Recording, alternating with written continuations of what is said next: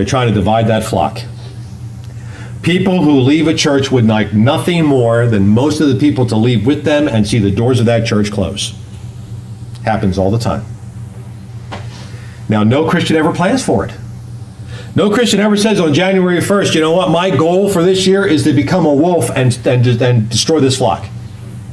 You don't plan for that. But something arises. And then all of a sudden the individual loses their foresight and their thought and their wisdom and their humility. And they wind up becoming a wolf. Folks, let me say this. If somebody leaves this church mad and they keep contacting you and asking you for information, simply tell them, look, if you want to remain friends with me, that's fine. We can talk about the things we like to talk about, but church information is off limits. Amen. If you don't want anything to do with this church, then why do you care what's going on in the church? Say, if you want to talk about cooking or knitting or vacations, we can talk about everything we've enjoyed about, but we're not talking about the church. That will instantly shut the wolves up. And you know what? They may then go on not to want to talk to you about anything after that. And that'll prove they're a wolf, by the way. Because what the wolves like to do is they still like to get their claws and their teeth into the congregation. They try to convince them, you know, that's a bad church. That pastor's not good for you. You ought to leave just like I left. They become a wolf. But folks, the key to not acting like a wolf is not becoming a wolf. So you know what? I'm not going to allow anything in my life. I'm going to be so serious about my Christian life and my calling and my church and my service that I'm not going to allow anything that isn't important to sour me to eventually lead me to become a wolf. Because nobody plans on becoming a wolf.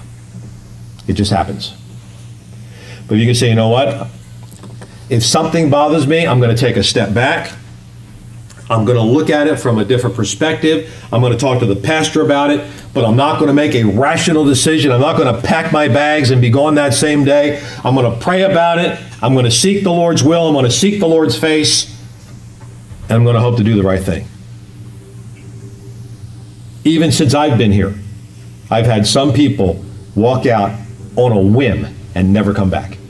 Never talk to me about it, never try to fix the problem. They just walk out mad and they stay mad. And that's why, folks, you need to mark those people. And if they stay close to you, that's fine. But say, you know what? Church information is off limits. Don't ask me about the church. Don't ask me how things are going at the church. You want to talk about knitting and sewing and vacationing and food and cooking? We could talk about all the things we like to talk about, but church is off limits. And by the way, we still love to have you come back. And leave it at that. But a serious believer will recognize the possibility of becoming a wolf, but at the same time purposing on not becoming one. One more thing. Serious believers stand in the midst of popular opinion. Turn to chapter 24 with me. Chapter 24, verses 14 and 15. Serious believers stand in the midst of what has become popular opinion. Acts chapter 24, verses 14 and 15. Paul is before Felix here. He's being examined for crimes he had not committed. And Paul says in verse 14, "But this I confess unto thee, that after the way which they call heresy, so worship I the God of my fathers, believing all things which are written in the law and in the prophets, and have hope toward God, which they themselves also allow, that there shall be a resurrection of the dead, both of the just and of the unjust."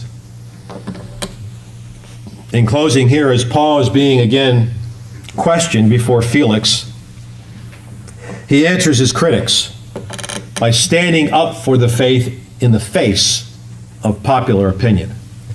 In verse number 14, Paul states that he worships the true God, even though others are of the opinion that he is practicing heresy. Look again at verse number 14.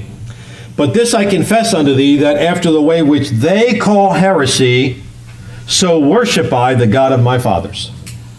There are people who are calling what I am and what I do and what I worship They are calling it heresy. I don't care what they call it. I don't care what they think it is. I'm still going to worship the same way. The serious believer is going to stand in the midst of popular opinion. Today, there are many people who believe false things about our faith, don't they? People believe false things about Christianity today.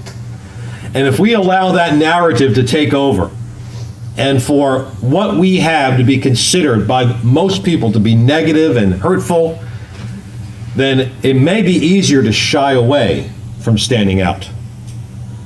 Paul told Felix, this governor, said, hey, look, they call it heresy. It's not heresy. I worship the true God. Notice what he said there. I believe all things which are written in the law and the prophets. Paul says, this isn't heretical what I believe. What I believe you can find in the Word of God. By the way, that's the best way to defend your faith. Somebody says, you know what, that's just a bunch of baloney what you believe in. That's just a fairy tale. Say, okay, well, I'm going to show you in the Bible that's not. And then from this point forward, you got to argue with God, but not me. And then turn it around and say, well, let me ask you something. Everything you believe, where do you find that at? At least I can go to the Scriptures. At least I have a source outside of myself.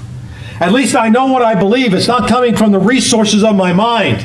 It's not coming from the voice in my head. Tell me what you believe in. Why should I trust what you believe in? What do you base that on? They won't have it. They can criticize you for following the Bible, but they don't follow anything but the voice in their head. Oh, there is no God. Evolution created everything. Really? Where's your evidence?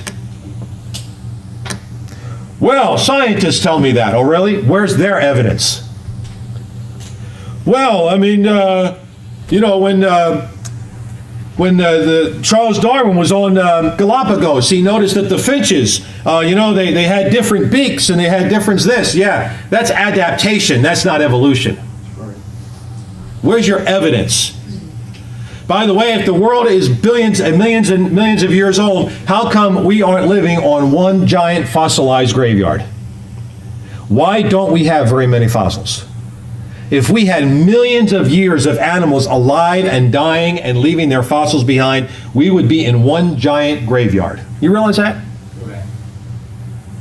We've got several thousand years since the flood, and we have what we have. Can you imagine millions and millions, 70 million years since the dinosaurs died out?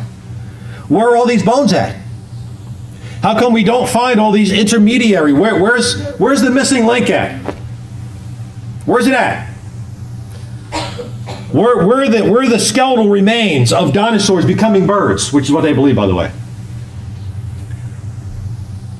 A T-Rex became a sparrow.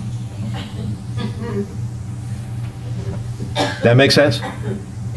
Do you have any fossils that are showing me when the T-Rex began to lose his arms and grow wings? Do you have any fossils whatsoever that show the T-Rex beginning to shrink and becoming a bird? Do you have any evidence whatsoever that shows the difference in their makeup? A dinosaur is a reptile and a bird is not. Their entire makeup is different. Do you have any evidence whatsoever? No, they don't. But folks, we have the Word of God, don't we? And when someone questions your faith and calls it a fairy tale and calls it foolishness, say, well, at least what I believe, I can go to a source outside of myself, and at least I have that. What do you have? And they won't have an answer. There are many people who said, and this is one example, and I'll close with this. You may have heard people saying, well, you know what?